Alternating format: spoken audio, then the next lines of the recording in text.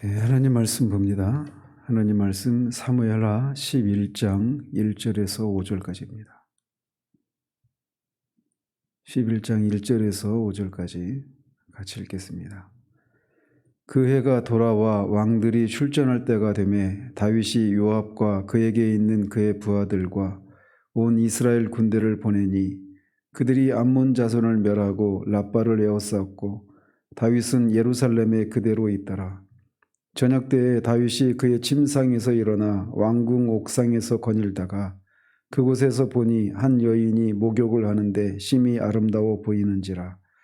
다윗이 사람을 보내 그 여인을 알아보게 하였더니 그가 아르되 그는 엘리암의 딸이요 햇사람 우리아의 아내 밧세바가 아니니까 하니 다윗이 전령을 보내어 그 여자를 자기에게로 데려오게 하고 그 여자가 그 부정함을 깨끗하게 하였으므로 더불어 동침하매 그 여자가 자기 집으로 돌아가니라.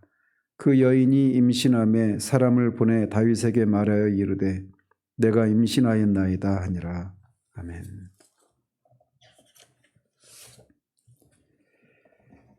사무엘하는 모두 세 부분으로 3부로 나눌 수가 있습니다. 그래서 1장에서 10장까지 지난주까지 우리가 살펴본 부분이죠. 그리고 11장부터 오늘부터 이제 20장까지가 또 2부에 해당되고 나머지 3부는 21장에서 24장까지 이렇게 마지막 부분으로 구성되어 있다고 할 수 있습니다. 그래서 1장에서 10장까지는 다윗이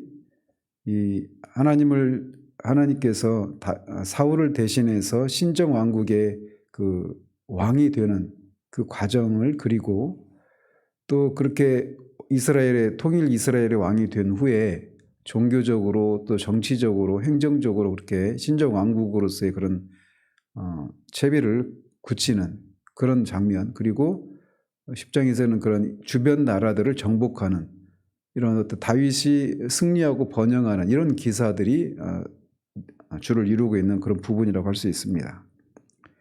그런데 오늘부터 살펴보게 될 11장부터 20장까지는 지금까지 다윗의 성공과 번영과 대조되는 다윗의 범죄와 또 그로 말미암은 다윗과 이 다윗 왕국에 이스라엘에 미친 그런 연속된 시련에 대해서 다루고 있습니다.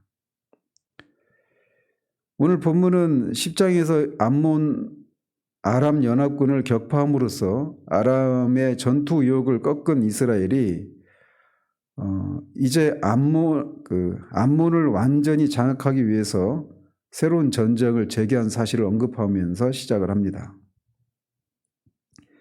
그런데 사무엘서 저자는 이 암몬과의 이 전쟁 그 자체보다도 그 전쟁을 수행하는 중에 있었던 다윗의 범죄에 대해서 더 큰 관심을 기울이고 있는 것을 봅니다. 즉 11장에서 저자는 다윗과 밧세바의 간음과 또 간음을 은폐하는 과정에서 벌어진 우리아 살해 사건을 중점적으로 다루고 있는 겁니다. 이 사건이 일어나고 있을 때 여전히 암몬과의 전쟁 그런 와중이었단 말이죠. 근데 그거를 먼저 다루지 않고 밧세바를 범하고 우리아를 살해 교사한 이 사건을 중점적으로 다루고 있다는 거죠. 따라서 11장에서는 하나님의 마음에 합한 자로서의 다윗의 모습을 우리가 전혀 찾아볼 수가 없습니다. 다윗의 이 범죄는 단순히 다윗 개인의 차원의 문제가 아니라 그가 신정 왕국의 대표자로서 그 범죄의 영향력이 이스라엘 전역에 미치게 됩니다. 그래서 이제 뒤에서 이 사건과 직간접적으로 관계된 그런 사건들이 연속적으로 일어나게 되는 겁니다. 이것은 우리가 이 하나님이 결코 죄를 그냥 눈 감아 주시지 않는 분이다라고 하는 것을, 그가 하나님 앞에 어떤 사람이었든, 하나님을 위해서 어떤 삶을 살았든, 어떤 대가를 치르고 희생을 치렀든 간에 그가 하나님 앞에 죄를 지은 것이 있다면 그 죄는 반드시 그 죄값을 치르도록 하신다라고 하는 그런 사실들을 우리에게 보여주고 있는 거라고 할 수 있습니다. 자, 1절에 보면 그 해가 돌아왔을 때 이렇게 말을 하는데 문자적으로 보면 해가 바뀌었을 때 이렇게 되어 있습니다. 즉 앞에 10장에서 암몬이 랍바성으로 이렇게 들어갔을 때 이스라엘 군대가 다시 그냥 회군하지 않습니까? 그러니까 시기적으로 그때가 이제 10월 태양력으로는 10월쯤 되어서 이 팔레스타인 지역에서는 우기가 시작되는 때입니다. 그래서 우기가 이제 10월부터 다음에 한 3, 4월까지 이어지는데 그 우기였기 때문에 전쟁을 치를 수 없어서 회군했다 이렇게 보는 거죠. 그래서 해가 돌아왔다 하는데 이스라엘의 달력은 우리와는 좀 다르죠. 그래서 이스라엘의 신년 새해는 오늘날 그 태양력으로 3, 4월에 시작이 됩니다. 그래서 이제 건기가 시작되는 그 봄에 이 전쟁이 암몬을 완전히 정복하기 위한 전쟁이 시작됐다라고 하는 것을 말해주고 있는 것이죠. 그래서 다윗은 요압과 그의 부하들과 온 이스라엘 군대를 보내서 그들을 정복하라고 보내고 이스라엘 군대는 랍바성을 에워싸고 있었던 겁니다. 그런데 문제는 다윗은 예루살렘에 그대로 있었다라고 하는 거예요. 그러니까 저자는 이 전쟁이 왕들이 출전할 때가 되었다 이렇게 말을 합니다. 그러니까 앞에 보면 10장에 보면 맨 처음에 그 아람과 암몬 연합군을 치러 갈 때 다윗은 그때는 성에 있었습니다. 그러니까 그 자체가 왕들이 항상 전쟁을 치러야 되는 것은 아니었던 것으로 보여져요. 그런데 이 사무엘서 저자는 1절에 특별히 왕들이 출전할 때가 되었다 이런 말을 통해서 이 전쟁은 다윗이 참전했어야 될 그러니까 소위 친정이라고 하죠. 그러니까 그런 성격의 전쟁이었는데 가지 않았다라고 하는 것을 통해서 이후에 벌어지게 될 그 사건의 이 발단이 바로 여기 있다라고 하는 것을 독자들에게 말을 해주고 있는 겁니다. 한편 나중에 이제 이 솔로몬과의 관계를 생각할 때 이때 이 사건이 다윗이 몇 살 때 일어난 사건인가라고 하는 것을 좀 계산하고 넘어갈 필요가 있습니다. 우리가 알다시피 다윗은 30살이 되었을 때 헤브론에서 유다의 왕이 되고 거기서 6년 반이 있다가 예루살렘으로 이제 전 이스라엘의 왕이 된 나이는 37세 정도 됩니다. 36세 내지 37세 이때가 되죠. 그래서 이 통일 왕국의 왕으로 그 33년을 이렇게 봉직해서 총 40년 동안 왕으로서 그렇게 봉사를 합니다. 그래서 그 나이가 70대 때 죽어요. 그러니까. 근데 그때 솔로몬이 이어서 왕이 되는데 그때 나이가 20세 전후입니다. 그러니까 다윗과 솔로몬 사이에는 나이 차이가 한 50세 가량 차이가 나는 거죠. 근데 이 솔로몬이 밧세바와 다윗 사이에서 낳게 되는데 이 솔로몬의 형이 죽지 않습니까? 이 밧세바와 다윗 사이에 처음 낳았던 아들이 있었는데 그 아들이 죽어요. 뒤에 보는 것처럼. 따라서 이 처음 밧세바를 범하게 된 이 사건은 다윗이 47세 내지 48세 정도 되었을 때 일어난 사건이다. 이렇게 우리가 계산할 수 있습니다.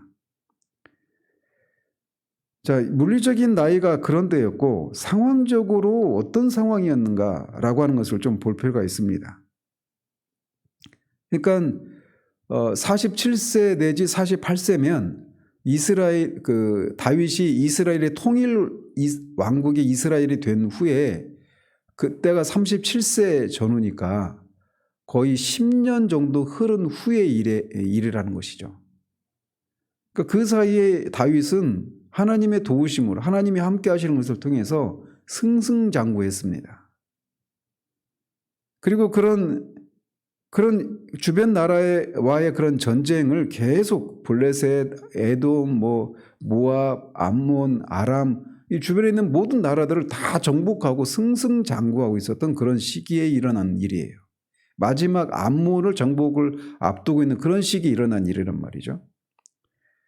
그래서 그는 하나님을 의지하는 데서 일종의 성공을 거뒀다. 이렇게 말할 수가 있는 것이죠. 그런데 이렇게 다윗이 하나님을 의지하고 성공하고 나서 이 처음에 하나님을 향한 그런 하나님을 향해 가졌던 순수함과 그런 긴장이 사라지고 있는 것을 사라졌을 때 일어난 사건이다 이렇게 볼 수가 있는 것이죠. 하나님을 향해서 우리가 영적인 긴장을 하지 않을 때 우리 신앙은 느슨해지기 마련입니다. 그래서 다윗이 그 시를 지었을 때 자신이 하나님을 의지해서 적진을 달리고 성벽을 넘나이다라고 다윗은 노래를 합니다. 그런데 그런 다윗이 하나님을 의지해서 얻은 그 승리와 성공에 취해서 이때 당시 하나님을 의지하는 그런 긴장이 느슨해져 있었다라고 우리가 추정할 수가 있는 것이죠. 그래서 왕이 참전해야 하는 친정을 버리지 않았던 겁니다. 즉 다윗이 예루살렘에 머무른 것은 성공으로 말미암은 그런 영적인 긴장이 사라진 때문이다 이렇게 볼 수가 있는 것이죠. 이렇게 이스라엘이 암몬과의 치열한 전쟁을 하고 있을 때 다윗은 그 전쟁에 참전하지 않았을 뿐만 아니라 왕이 참전해야 되는 전쟁이었기 때문에 반드시 참전했어야 되는데 참전하지 않았을 뿐만 아니라 이 팔레스타인의 이 낮에는 덥기 때문에 낮잠을 자지 않습니까? 그래서 사울의 아들 이스보셋 또 낮잠을 자다가 신하들에게 죽는데 그렇게 낮잠을 청하고 저녁에 일어나서 왕궁 옥상에 올라가서 거닐다가 목욕하는 한 여인을 보게 됩니다. 근데 봤더니 심히 아름다워 보였다 이렇게 말을 하고 있는 겁니다.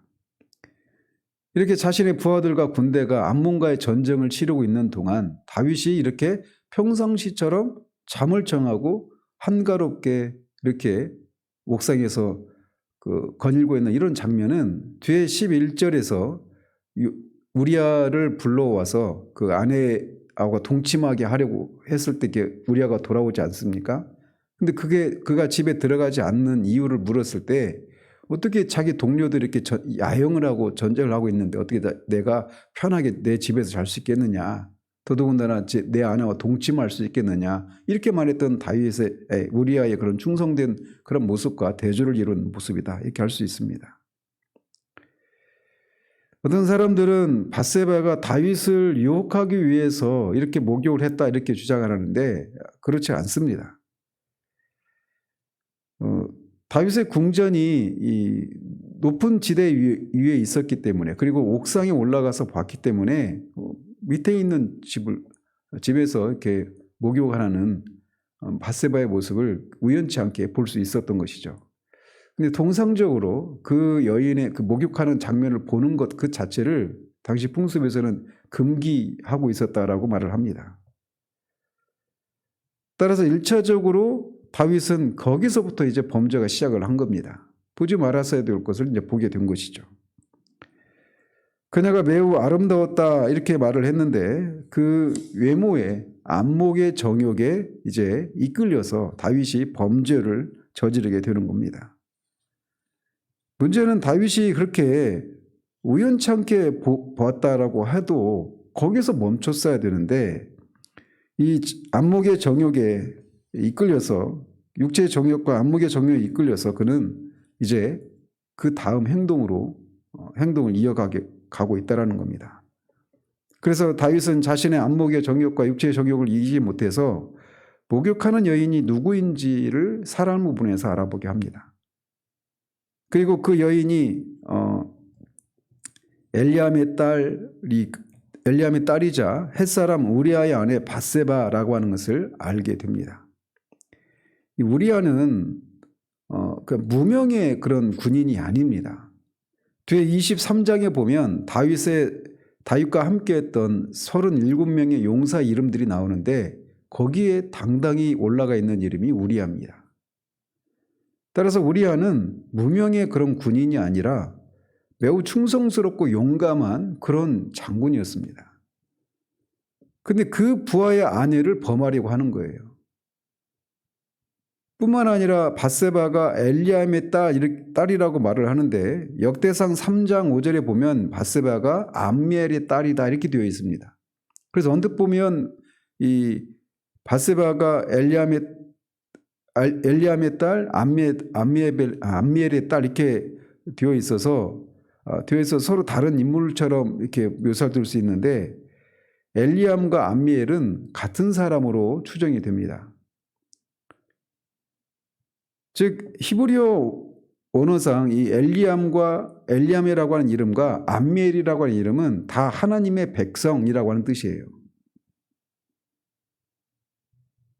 그래서 이 엘리암의 딸이 밧세바고 또 엘리암이 암미엘이라고 하는 동일 인물이라는 것이죠. 근데 문제는 뭐냐면 암미엘이 엘리암이 뒤에 보면 아히도벨의 아들로 불려지고 있습니다. 아히도벨은 또 누구냐? 뒤에 15장에 보면 다윗의 모사입니다. 그러니까 다윗의 어떤 조언을 해주는 그런 일종의 카운셀러였어요. 근데 이 아히도벨이 압살롬의 그 반역에 동조하지 않습니까? 그러니까 아히도벨의 아들이 엘리암이고 그 엘리암의 딸이 밧세바라는 겁니다. 그러니까 밧세바는 아히도벨의 손녀가 되는 거죠. 그래서 뒤에 이 아히도벨이 다윗을 배신하고 압살롬의 반역에 동조하는 그런 원인이 되었다라고 말을 합니다. 굉장히 일리가 있는 추정이라고 생각해요. 따라서 밧세바가 이렇게 자신의 모사 아히도벨의 손녀이고 충신 우리아의 아내라고 하는 사실을 알았다라면 다윗은 거기서 멈췄어야 됩니다. 또 그런데 그런 전령을 보내서 그 여자를 자기에게로 데려오게 하고 마침 그 여인이 부정함을 깨끗하게 하였으므로 더불어 동침하고 그 여자를 자기 집으로 돌려보냈다라고 말합니다. 여기서 또 부정함을 깨끗하게 했다라고 하는 것이 뭘 의미하는지가 이제 여러 가지 견해들이 있는데 우리말 성경은 이렇게 번역을 했죠. 밧세바가 부정함을 깨끗하게 했다 이 얘기가 그러니까 월경을 끝내고 생리를 끝내고 그 생리에 따른 그 생리를 하면 일주일 동안 부정한 것이 그 율법의 그 규례 아닙니까?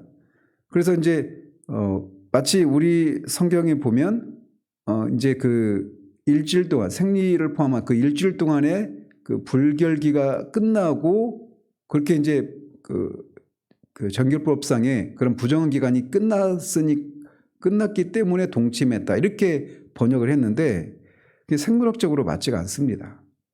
그리고 지금 사무엘서 저자의 의도는 그 여인이 임신을 할 수 있었던 배란기였다 여기에 초점을 두고 이 사건을 기록하고 있는 게 아니에요. 근데 원문을 보면 있잖아요. 다윗이 그녀와 동침했다. 그리고 그녀가 부정함을 깨끗하게 했다. 이렇게 순서가 이렇게 배치되어 있습니다. 우리말은 순서를 바꿨죠. 근데 이 두 문장이 다윗이 그녀와 동침했다. 그녀가 부정함을 깨끗하게 했다. 이 두 문장을 연결하고 있는 접속사가 히브리어로 와우라고 하는 접속사가 사용되어서 이렇게 연결되어 있는데 이 와우라고 하는 접속사가 어떤 때는 뭐뭐 때문에 이렇게 원인을 의미하는 접속사이기도 하고 어떤 때는 그리고로 이렇게 번역을 할 수가 있습니다. 그러니까 사건의 연속적인 그런 사건을 묘사하는 그런 그리고라고 하는 접속사로 또 번역을 할 수 있는 거예요. 그래서 사무엘서 저자의 이 의도를 본다면 이 와우라고 하는 접속사가 뭐뭐 때문에 그래서 우리말 성경처럼 부정함을 깨끗하게 했기 때문에 이렇게 번역하는 것보다는 사건의 연속적인 그런 의미의 그리고 이렇게 번역을 하는 것이 더 맞는 번역이다 이렇게 생각을 합니다. 그러니까 이렇게 번역이 되는 거죠. 다윗이 그녀와 동침을 했다. 그리고 그녀는 자신의 부정함을 깨끗하게 했다. 이런 의미라는 겁니다. 즉 밧세바는 다윗에게 그것이 더 어떤 그 의미가 있지 않겠습니까? 밧세바가 다윗을 유혹하기 위해서 그렇게 목욕을 하고 다윗이 불렀을 때 좋아라고 간 것이 아니란 말이죠.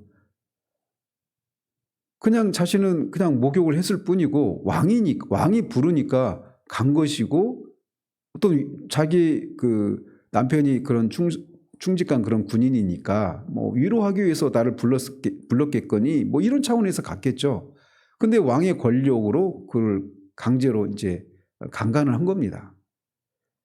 그러니까 그런 것을 그래서 다윗에게 정조를 빼앗겼기 때문에 자신의 부정함을 깨끗하게 했다. 이런 의미라고 해석하는 것이 번역하는 것이 더 나은 번역으로 보여져요. 그래서 이 밧세바가 정조를 잃게 된 일로 인해서 하나님께 참여하는 심정 가운데 마치 정결례를 행하듯이 자신의 부정함을 깨끗하게 했다. 이렇게 번역을 하는 것이 이 다윗의 이 죄를 부각시키려고 하는 사무엘서 저자의 의도에 맞다. 이렇게 생각을 한다는 말이죠. 따라서 이 본서의 저자는 이런 것을 통해서 다윗의 이 범죄가 얼마나 심각한 범죄인가라고 하는 것을 더 강조하고 있는 것입니다. 즉 밧세바는 이 자신이 원치 않는 이런 일을 당하고 나서 그런 어떤 자책감 이런 걸 가지고 하나님 앞에 어떤 자신을 깨끗하게 하려고 하는 이런 시도라도 했는데 다윗은 그것조차 하지 않았다. 이거를 더 강조하려고 하는 겁니다. 그의 양심이 얼마나 무디어져 있는가라고 하는 것을 부각시키고 있는 것이죠. 그러면서 5절에서는 이 한 번의 잠자리로 인해서 밧세바가 임신하게 되고 그 사실을 다윗에게 전하게 됩니다. 밧세바는 분명히 율법의 규정상 유부남과 유부녀가 간통했을 경우 둘 다 사형에 처해지도록 되어 있는 규례를 알고 있었을 것입니다. 그래서 다윗에게 자신의 임신 소식을 알리면서 이 문제를 어떻게든지 해결해 달라고 그렇게 부탁을 했던 것이죠. 한편 이런 소식을 들었을 때 다윗이 또 여기서라도 자신의 죄악의 중차대함을 알고 하나님 앞에 회개했더라면 더 이상의 죄악과 비극을 저지르지 않고 또 하나님의 긍휼도 입었을 것입니다. 그러나 이 양심이 마비된 가운데 있었던 이 다윗이 인간적인 해결책을 간구한 결과 우리아를 죽이게 되는 데까지 나아가고 있는 겁니다. 그래서 이 단계별로 다윗이 이 범죄를 저지르게 되는 그 과정에서 그 단계별로 그런 것들을 유추해 보면 다윗이 저지른 이 죄가 얼마나 심각한 죄인가라고 하는 것을 알 수가 있는 것이죠. 한편 이 성경 전체에서 이 구속사적인 측면에서 다윗이 차지하고 있는 이치를 생각해 본다면 다윗의 이 범죄는 정말 막중한 범죄다라고 할 수가 있습니다. 그런 혈통적으로 메시아의 조상일 뿐만 아니라 메시아의 모형으로 제시되는 그런 인물이기도 합니다. 그런데 그런 다윗이 저지른 이 범죄의 심각성이 독자들 입장에서 보면 굉장히 충격적으로 다가오게 되는 것이죠. 그런데 그것을 성경은 숨기지 않고 미화하지 않고 어떤 핑계를 대지 않고 있는 그대로를 그렇게 적시하고 있는 것을 볼 수 있어요. 이것을 통해서 우리가 알 수 있는 것은 성경은 고대의 여타 어떤 역사 기록물들처럼 사건을 미화하지 않고 있다는 겁니다. 있는 그대로 꾸며대거나 왜곡하지 않아요. 그래서 어떤 사람들은 성경이 어떻게 거룩한 경전이 성경에 어떻게 이렇게 추잡스러운 그런 사건들이 기록할 수 있느냐라고 하면서 성경을 읽지 않으려고 하는 이런 사람도 있습니다. 다른 도덕경이나 이런 책들보다도 못한 것 같은 그런 모습이 있지 않아요. 창세기 19장에서부터 그런 사건이 있죠. 4장에서부터 가인이 자기 동생을 돌로 쳐서 죽이는 사건들, 딸들이 자기 아버지와 잠자리를 하는 사건들, 고스란히 그대로 적나라하게 드러내고 있지 않습니까? 그 8장에 보면 노아가 그 9장에 보면 노아가 술에 취했을 때 그때 그 실수의 장면들, 성경은 그런 죄악들을 숨기지 않고 그대로 고스란히 그렇게 기록을 하고 있어요. 왜냐하면 그 안에 훼손될 수 없는 그런 구속의 진리가 담겨져 있기 때문에 그렇습니다. 뿐만 아니라 이 세상에는 완벽한 인간이 없다라고 하는 것을 보여주고 있기도 하는 겁니다. 사무엘상과 또 사무엘 하 10장까지에서 다윗이 전혀 실수가 없었던 사람은 아닙니다. 하나님의 뜻을 묻지 않고 인간적인 판단으로 블레셋으로 피하기도 하고 여러 가지 실수들을 하죠. 다윗도. 그럼에도 불구하고 우리가 일반적으로 다윗 하면 하나님의 마음에 합한 사람이라고 하는 그런 생각을 가지고 있기 때문에 그런 다윗이 어떻게 이런 죄를 저지를 수 있겠는가 이런 생각을 할 수가 있어요. 저나 여러분들이야 뭐 다윗이 이 사건을 이 바세바를 범한 사건 우리아를 살해 교사한 거 이런 사건을 이미 알고 있으니까 이런 생각을 하지 않을 수도 있는데 다윗의 행적에 대해서 전혀 모르는 그냥 그런 사람이 다윗이 하나님의 마음에 합했던 사람이었다. 이런 말과 함께 이 사건을 바로 접한다라면 아마 충격에 빠질 거예요. 그런데 그런 다윗조차도 이런 끔찍한 죄를 저질렀다라는 겁니다. 이것을 통해서 어떤 사람도 죄로부터 자유로운 사람들, 다른 사람은 몰라도 그 사람은 절대로 죄를 저지르지 않을 거야. 이렇게 말할 수 있는 사람은 아무도 없다라는 겁니다. 성경에 어떤 인물도 죄로부터 자유로운 사람이 단 한 명도 없습니다. 단 한 사람. 우리 주 예수 그리스도. 예수 그리스도 이외에는 누구도 죄로부터 자유로운 사람이 아무도 없어요. 아무리 큰 은혜를 입었다 해도 그 사람도 얼마든지 넘어질 수 있습니다. 그래서 사도 바울은 선줄로 생각하는 자는 넘어질까 항상 조심해야 된다라고 말을 하는 겁니다. 저도 여러분도 누구도 죄로부터 자유로운 사람이 없어요. 다윗의 이 실패 이것이 우리에게 보여줍니다. 그런데 그 죄가 어디로부터 시작이 됐느냐면 그 자신이 해야 될 그 일을 하지 않고 하나님을 의지하고 하나님 앞에서 하나님이 주신 은혜로 어떤 이런저런 크고 작은 성공을 거뒀을 때 거기에 취하고 이런 일을 해낸 나라고 하면서 하나님 앞에서 마땅히 가져야 될 그런 긴장이 사라졌을 때 그리고 그때 아주 죄의 시초는 그가 우연찮게 그 목욕하는 여인을 바라본 거기서부터 시작이 됩니다. 갑자기 어떤 큰 죄악으로부터 시작되는 것이 아니라 아주 작은 그런 씨앗가다 같은 거기서부터 죄악이 시작되는 거예요. 그래서 성경은 우리에게 그 악은 어떤 모양이라도 버려야 된다라고 말하고 그 악이 그 잉태하기 전에 잉태해서 어떤 죄의 결과 열매를 맺기 전에 그 시작부터 그 죄를 죽여야 된다라고 우리에게 교훈해 주고 있는 겁니다. 이 아침에 이 다윗의 이 실패의 시작을 이렇게 보면서 굉장히 우리 자신이 좀 마음이 좀 우울하죠. 그런데 그게 인간의 실상입니다. 그리고 우리도 그런 인간이에요.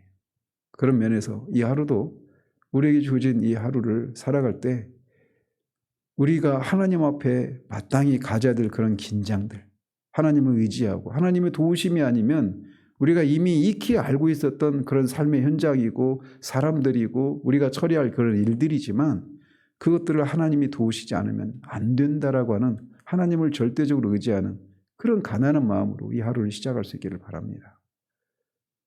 그래서 이 하루도 우리가 정말 넘어질까 염려하고 하나님을 의지하는 그런 가운데 우리 하루를 살아내는 우리들 되기를 우리 주님 여러분 축원드립니다. 기도하겠습니다. 하나님 아버지, 하나님의 마음에 합했던 다윗, 그가 정말 우리는 이미 익히 알고 있는 사건이라 그렇게 충격적으로 다가오지 않을지 모르지만 하나님이 보시기에 또 다윗을 모르는 사람들이 보기에 정말 끔찍한 그런 죄를 저지른 장면을 우리가 살펴봅니다.